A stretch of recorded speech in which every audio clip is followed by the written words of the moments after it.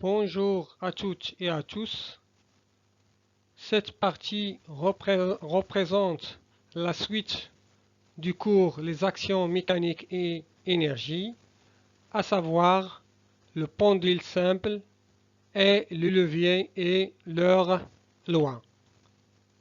On va bien sûr présenter ou définir le pendule simple et aussi les paramètres qui influencent la période d'oscillation de ce pendule et aussi de définir les leviers et leur type et leurs lois.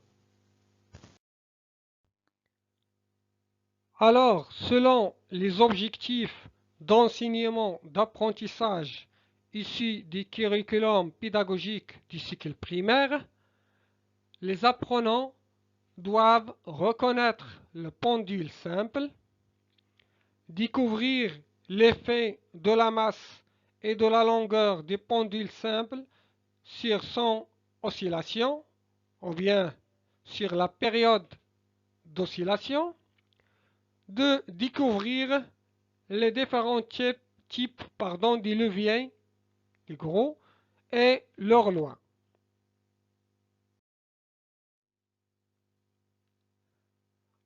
Le plan adopté à cette présentation, en se basant sur les objectifs cités précédemment, on va définir c'est quoi un pendule simple et leurs caractéristiques, aussi de définir les différents types de leviers et leurs lois. Alors, un pendule simple est constitué d'une boule solide ou bien d'une balle de masse M suspendue à une extrémité de la corde ou bien d'un fil de longueur L dont sa masse est négligeable devant la masse de la boule, tandis que l'autre extrémité du fil ou bien de la corde est fixée à un support, comme il est montré sur la photo. Alors quand le pendule est à l'arrêt, c'est-à-dire il est en position verticale, s'appelle aussi la position d'équilibre. Et quand bien sûr elle est en mouvement du pendule après son lancement, ou bien on le retire soit de gauche ou bien vers la droite et on libère. Dans ce cas, le pendule elle va faire des mouvements aller-retour ou bien elle oscille autour bien sûr de sa position d'équilibre qui est la position verticale comme elle est montrée sur la figure. Alors dans ce cas, il est en mouvement lorsqu'on le retire avec un angle phi et bien sûr il va faire du mouvement autour de cette position, un mouvement d'aller et retour et s'appelle aussi d'oscillation. On va commencer par l'effet de la masse du pendule sur son oscillation.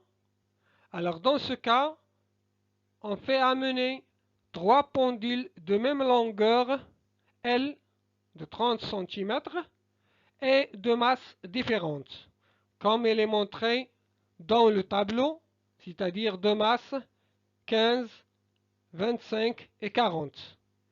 Et on va déplacer les pendules avec le même angle de son état d'équilibre. Et on les relâche en même temps. Puis, on va enregistrer les résultats dans le tableau suivant, c'est-à-dire la durée de 10 oscillations. On prend 10 oscillations dans ce cas pour minimiser bien sûr l'incertitude de la mesure.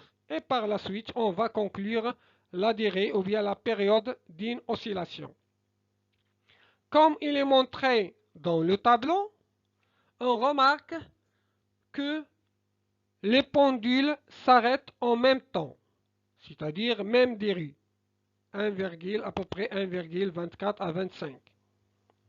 Car elles ont les mêmes dérives d'oscillation bien de la période.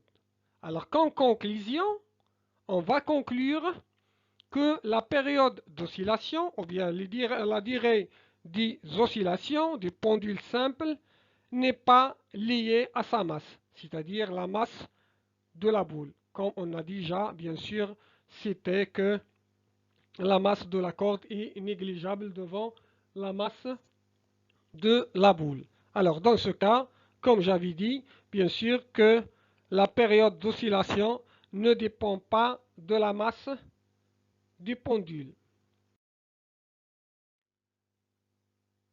On va entamer maintenant l'effet de la longueur du pendule sur son oscillation. On va amener trois pendules de masse M, qui est la même masse, 20 grammes, et de longueur différente.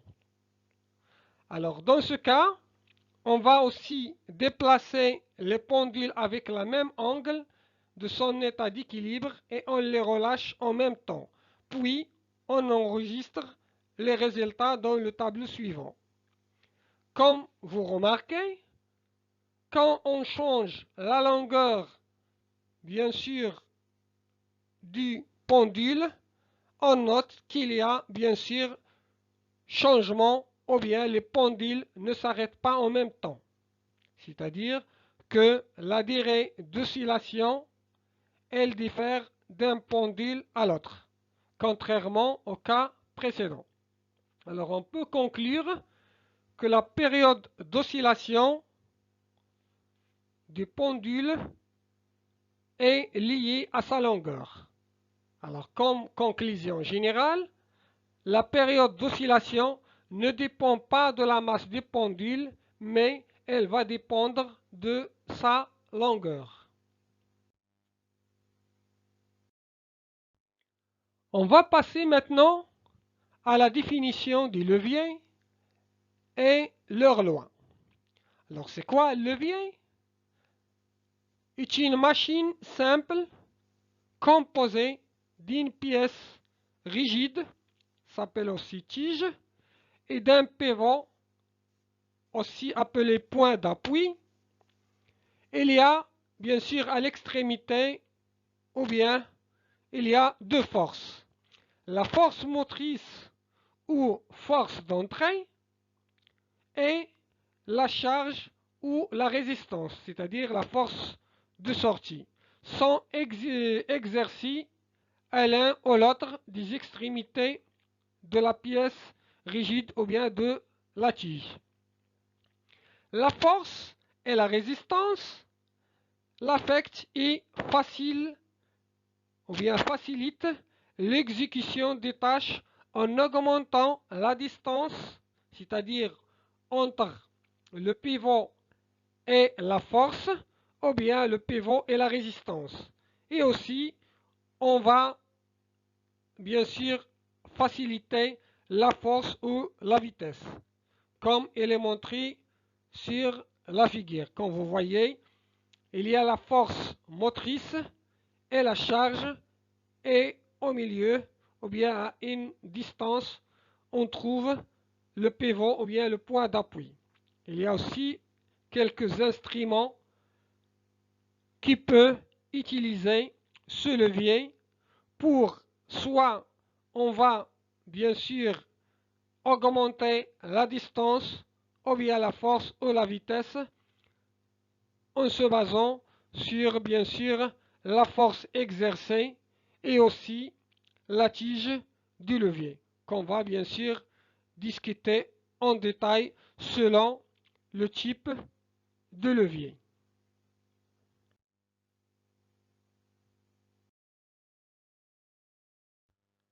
Passons maintenant aux différents types de leviers. On va commencer par le premier type, s'appelle levier interappui ou bien le point d'appui, comme vous voyez sur la figure, il est au centre.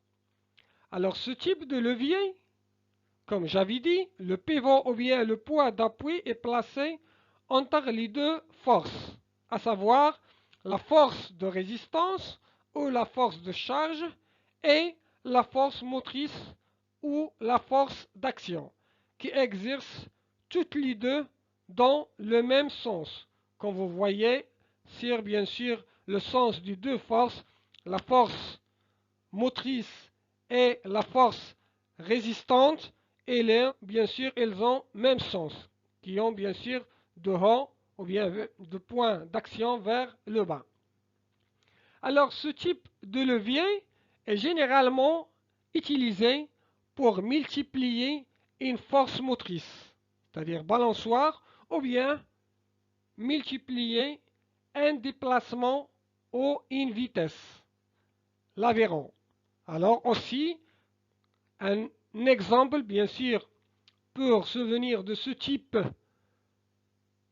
de levier, c'est le ciseau. Alors, comme vous voyez, le ciseau, bien sûr, est là, le point d'appui, il est au centre. Et bien sûr, pour les doigts, bien sûr, on peut appliquer notre force et l'extrémité pour couper, bien sûr, les papiers. Bien sûr, dans ce cas, elle s'applique, bien sûr, la force de résistance.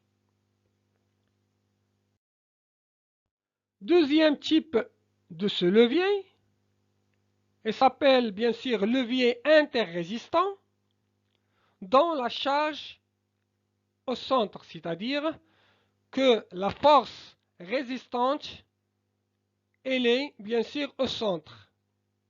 Elle est appliquée entre la force motrice et le pivot. Dans ce cas, les deux forces sont ou bien ont de sens opposés, c'est-à-dire l'un vers le haut et la charge bien sûr ou bien la force résistante elle est en bas. Aussi pour se souvenir de ce type de levier, il faut bien sûr faire appel à la brouette. Comme vous voyez, la charge elle est au centre entre le point d'appui qui est la roue et bien sûr l'homme qui a bien sûr conduit cette brouette qui applique une force bien sûr qui est la force motrice. Alors ce type de levier est généralement utilisé pour multiplier une force motrice. Concernant le troisième type de levier, s'appelle bien sûr levier interforce ou intermoteur. Alors dans ce cas, la force motrice est appliquée entre la force de résistance et le pivot du levier, ou bien le point d'appui. Comme vous voyez, la force motrice, elle est entre le point d'appui et la force, bien sûr, résistante. Alors, le gain mécanique de ce type de levier, ou bien elle est généralement utilisée pour multiplier un déplacement plutôt qu'une force. C'est-à-dire, on peut déplacer, bien sûr, les charges sans bien sûr appliquer une grande force. Elle permet aussi d'effectuer des travaux délicats puisqu'il démultiplie la force motrice. C'est-à-dire on peut utiliser une force plus basse mais on peut jouer sur la longueur ou bien la tige du levier. Alors comme vous voyez bien sûr pour se venir de ce type, il faut appeler bien sûr à la pince à sucre. Comme vous voyez que la force motrice ou bien la force moteur, elle est entre la force résistante et le point d'appui. Passons maintenant à la loi qui génère les trois types du levier cités précédemment. Alors, cette loi, bien sûr, ou bien cette loi, elle représente que, bien sûr, elle va dériver du moment de rotation, alors que la multiplication de l'intensité de la force motrice par la tige de la force motrice est égale, bien sûr, la multiplication de la force résistance par sa tige ou bien la tige de force résistante. Alors, dans ce cas, il faut noter que la distance ou bien la tige du levier, aussi s'appelle la tige du levier, ou bien la tige de force motrice ou force résistante, c'est la distance entre le point d'appui et l'action de la force motrice. Autrement dit, c'est la distance entre guillemets perpendiculaire, c'est-à-dire la plus proche ou bien la plus petite distance avec le point d'action de la force avec le pivot ou bien le point d'action. Il faut noter ça. C'est-à-dire, on prend la perpendiculaire, c'est-à-dire la distance la plus petite. Aussi, on va définir un autre paramètre s'appelle le gain mécanique ou l'avantage mécanique, en anglais mechanical advantage. C'est quoi bien sûr ce gain? Elle représente la mesure de l'amplification de la force réalisée par l'utilisation d'un notule, c'est-à-dire que ce qu'on va gagner, ou bien d'un dispositif ou d'un système mécanique. Elle est exprimée par la relation suivante. Alors ce paramètre MA est égal, bien sûr, c'est le rapport entre la force résistante et la force motrice, ou bien le rapport entre la tige du levier, c'est-à-dire de la force motrice, et la tige de la force résistante. Alors, dans ce cas, on peut citer trois types d'amplification. C'est quoi? Si bien sûr ce rapport est supérieur à 1, alors le levier a un gain de force, c'est-à-dire on gagne l'effort. On ne peut pas bien sûr faire un grand effort pour déplacer, bien sûr, ou bien faire au mouvement un système mécanique. Et si bien sûr MA est inférieur à 1, le levier a un gain de vitesse, c'est-à-dire on va gagner le temps. On va minimiser bien sûr le temps de travail à réaliser une tâche. Et bien sûr, le cas dont le gain ou bien l'avantage mécanique est égal à 1, dans ce cas, le levier n'a pas de gain mécanique, c'est-à-dire que le système il est en équilibre, comme bien sûr une balançoire, comme on a déjà parlé pour le premier type du levier. Alors, je vous remercie pour votre attention et essayez bien sûr de suivre et prendre de notes de cette vidéo comme les vidéos précédentes. Et je vous souhaite bon suivi.